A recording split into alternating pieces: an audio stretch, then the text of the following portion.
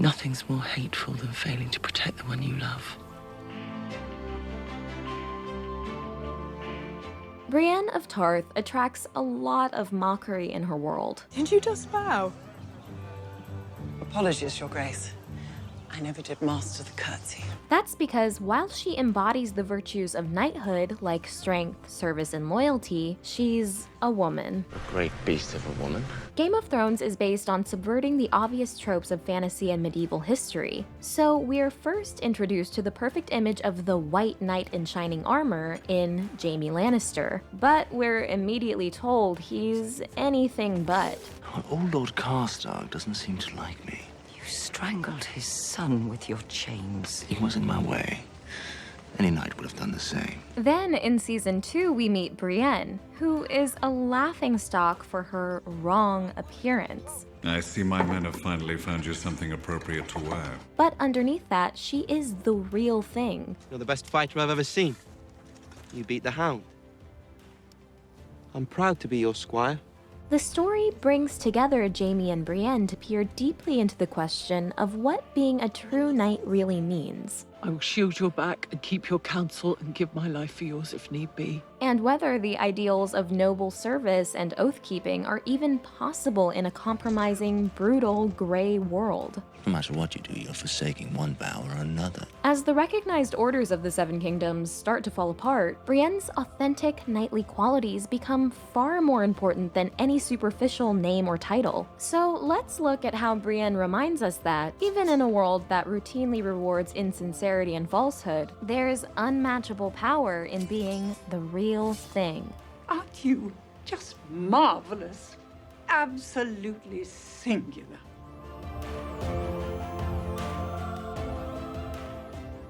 Before we go on, we want to talk about this video's sponsor. Skillshare is an online learning community where you can learn everything from video editing to business strategy, coding, or lucid dreaming. They offer 25,000 online classes from famous teachers at the top of their field. And right now, Skillshare is offering our viewers 2 months access to all their classes for free. But that's only if you're one of the first 500 people to click the link in the description below.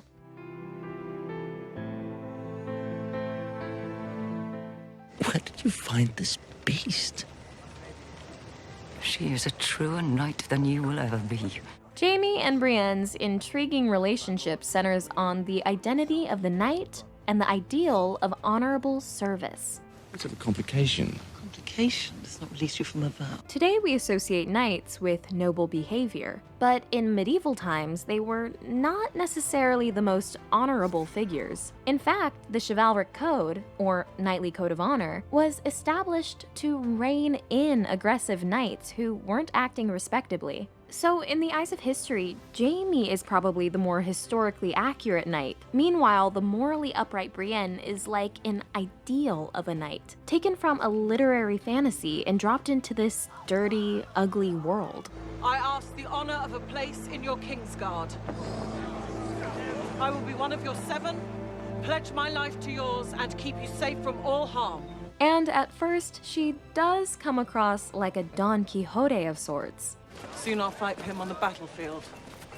Die for him if I must. Just like Quixote wants to be a knight in a world where chivalry has faded out of existence. Brienne's idealistic conception of knighthood doesn't really exist for the most part in Westeros, and perhaps never has. What kind of knight beats a helpless girl? The kind who serves his king, imp. When they first meet, Jaime himself is amused and intrigued by Brienne's self-seriousness. It's wonderful to watch you wrestle with these dilemmas.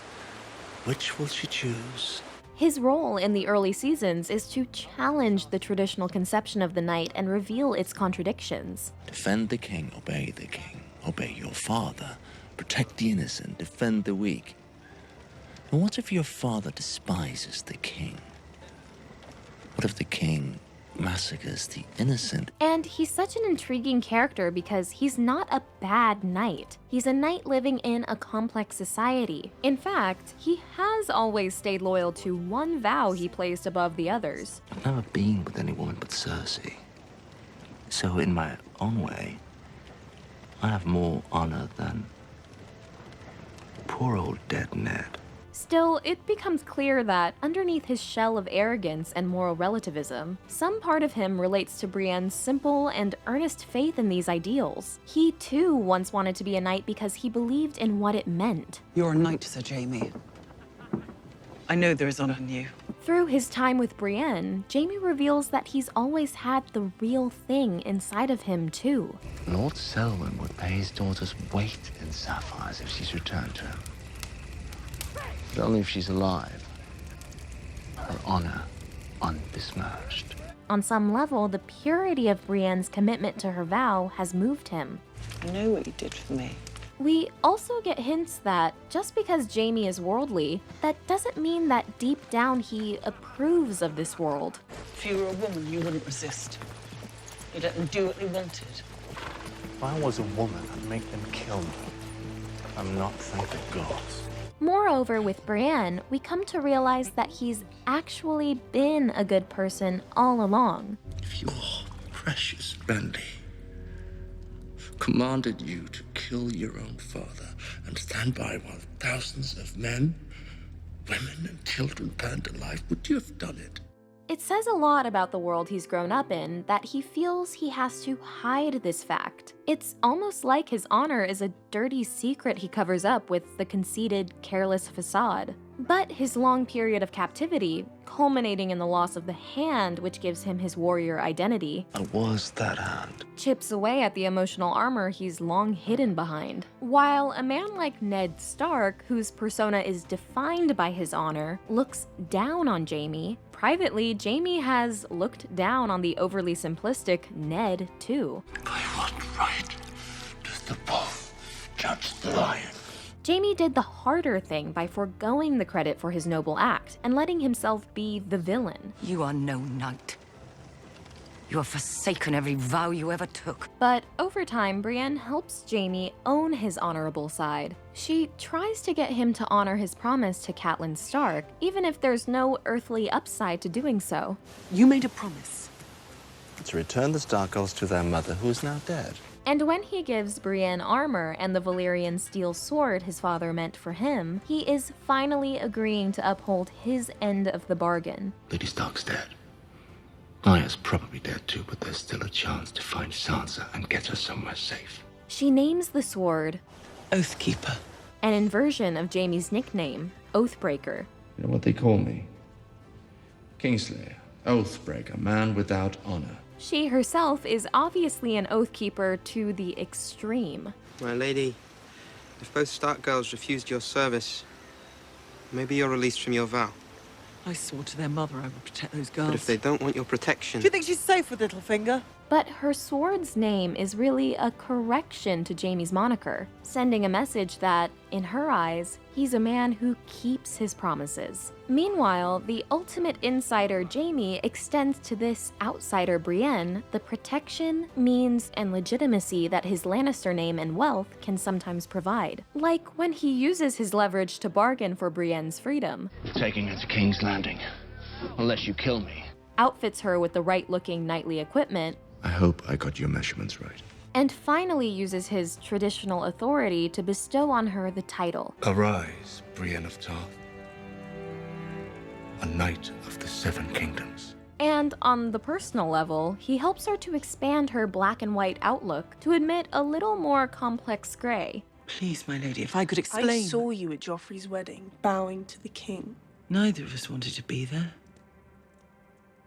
Sometimes we don't have a choice. This broader understanding comes in handy when she's hit by a confusing crisis of faith after she finds the Stark girls she swore to protect, but both refuse her help. I swore to your mother by the old gods. I don't and the care new. what you swore. Her original straightforward understanding of what it means to keep an oath is challenged, and by extension, so is her worldview. Having witnessed the depth of pain Jaime experienced, she's more prepared to grapple with the complexity of her situation. Thanks to this inner fortitude, she weathers the test and doubles down on her faith that it still matters to keep a promise, even if no one asks you to. Sansa's in danger even if she doesn't realize it. And this pays off when Brienne is there at the right moment to save Sansa and Theon from being recaptured by the Boltons. Lady Sansa, I offer my services once again. So these two opposite knights make each other better by believing in the other's knightly nature. You would fight beside him. I would. As JAIME says in Season 8, Any knight can make another knight. while he's talking about the formal ceremony, on a deeper level, this gets at how these two have made each other the best knights they can be. Well, I'm proud of you.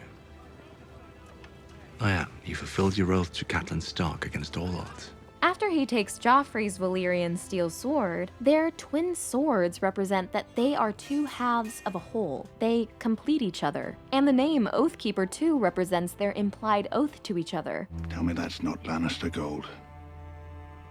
Jaime Lannister gave me this sword. Which JAIME finally makes explicit.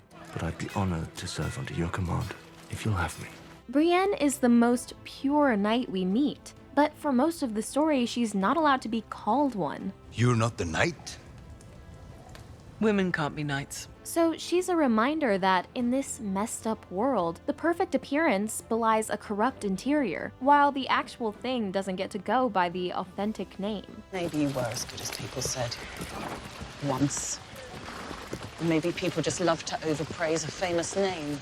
Once Joffrey becomes king, the other most honorable knight we spend time with, the prestigious Sir Barristan Selmy, for whom JAIME once squired, is kicked out of the king's guard, signaling that this rotten world is just getting worse. But in Season 8, when JAIME finally corrects the tradition that's kept Brienne from her rightful title, Sir Brienne of Tarth! This act is a gesture towards giving things their rightful names, a key step towards repairing the connection between appearances or titles and the actual nature of the things they signal. Her mother's dead. That doesn't release me from an oath. I served Lady Catelyn. I serve her still.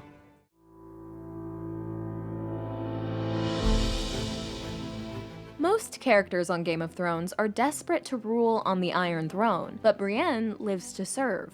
All I ever wanted was to fight for a lord I believed in. In feudal society, knights served lords in return for land, food, and lodging. So this relationship is very much based on an exchange. When Brienne makes her vow to Sansa, Sansa tentatively makes the vow back like her mother did before her. And I vow that you shall always have a place by my hearth. And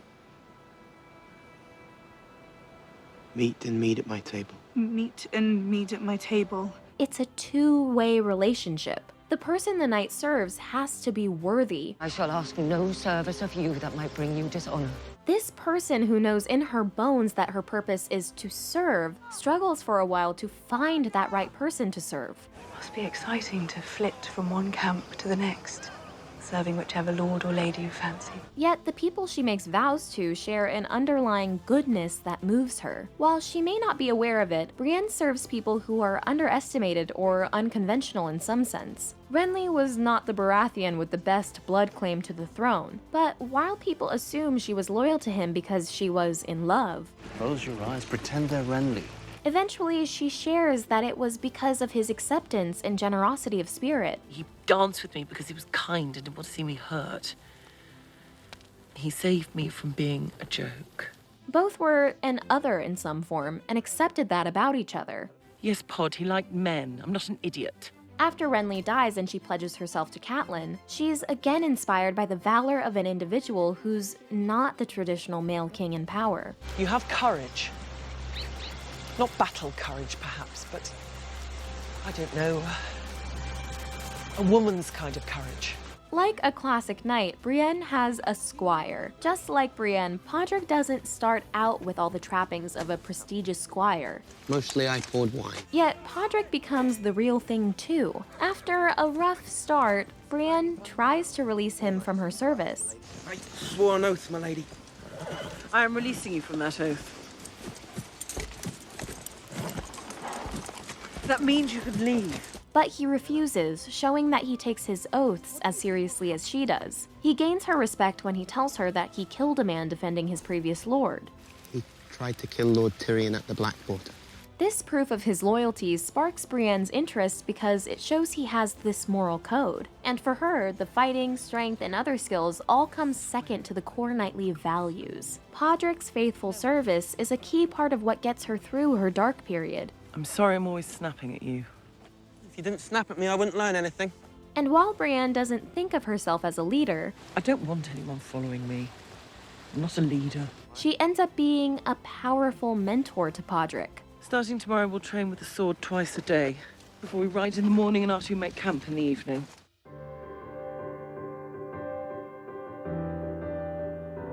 In an unconventional way, Jaime and Brienne are one of the show's great love stories. I don't serve your brother, Your Grace. But you love him. Many of our modern ideas of romance stem from courtly love, the topic of medieval literature in which knights demonstrate love through acts of daring and chivalry. So it's fitting that at his core, Jaime Lannister is a lover defined by the woman whom he serves. The things we do for love. For most of his life, that woman is Cersei. Yet, as we watch Jaime longingly stare at Brienne in Season 8, we might be reminded of the actor Nikolai Coster-Waldau's comments that he believes the two are in love, even if they'd never act on it. I think there are soulmates. And I think that maybe in a different world they would be able to act on that weird attraction they have. But again, that would have to be a different world. These two lady loves of Jaime's life represent the two sides of him. When he was devoted to Cersei, he was a haughty, semi-villainous inversion of the traditional knight in shining armor trope. But now that he's pledged his service to Brienne, this underlines that he's openly embraced his better nature. The perils of self-betterment. Jaime's two soulmates are inverses of each other. Both have an ugliness of sorts. Brienne's is on the surface, at least as far as her world is concerned. And I realized I was the ugliest girl alive. A great lumbering beast. While Cersei is very beautiful on the outside, but has an ugliness within. You're a hateful woman. Why have the gods made me love a hateful woman? It's this combination of dark and light, of surpassing excellence mixed with something that is hated, that makes Jaime feel so connected to them. He loves Brienne for embodying the ideals that he felt forced to compromise on, but also relates to the fact that she's belittled by the world, as he, the Kingslayer, is the ultimate misunderstood type. You served him well, when serving was safe. While Jaime and Cersei have an intense sexual connection, Brienne has a chaste quality about her. Don't worry, not interested. And their bond is emotional rather than physical. It's also interesting that Brienne and Jaime's friendship grows stronger after he loses his hand. While the loss of his manly power and warrior's virility is a big turnoff for Cersei. You come back after all this time with no apologies in one hand and expect everything to be the same. Jaime and Brienne's love story also has some classic inspirations. According to actress Gwendolyn Christie, George R.R. Martin told her he wanted to, quote, take the traditional format of Beauty and the Beast and change the roles, and also the genders. The beauty sees through the beast's fearsome exterior to the kind soul underneath. Is Jaime the beauty seeing past Brienne's beastly appearance? Or Brienne the beauty seeing through Jaime's beastly persona? Really, it's both. We don't choose whom we love. Jaime once thought it was his fighting hand that made him a knight, but Brienne shows him its steadfastness, humility, and keeping your word even when the entire world is telling you you're off the hook. Catelyn Stark would be proud. You kept your vow. I did next to nothing. If Brienne can transform the Kingslayer into the Oathkeeper, this proves that being the ideal you believe in has the power to win hearts and change the world. All my life, men like you've sneered at me. And all my life, I've been knocking men like you into the dust. This video is sponsored by SkILLSHARE, an online learning community we love, with over 25,000 classes taught by seasoned pros. SkILLSHARE has a class on pretty much anything you could want. You can develop your creativity through a class on calligraphy, graphic design, or writing. You can learn to succeed in business with classes on how to make it as a freelancer, market a podcast, or become an Instagram influencer. You can use it to master new technology through classes on web design, coding, and data science. Or you can bring that extra flair into your lifestyle, sharpen your knife skills, learn paper making, speak Spanish. Or let Stephen Heller, a writer and former art director for the New York Times, teach you how to write about design. Right now, Skillshare is offering our viewers 2 months access to all their classes for free. But that's only if you're one of the first 500 people to click the link in the description below. You don't want to miss this deal, so check it out today.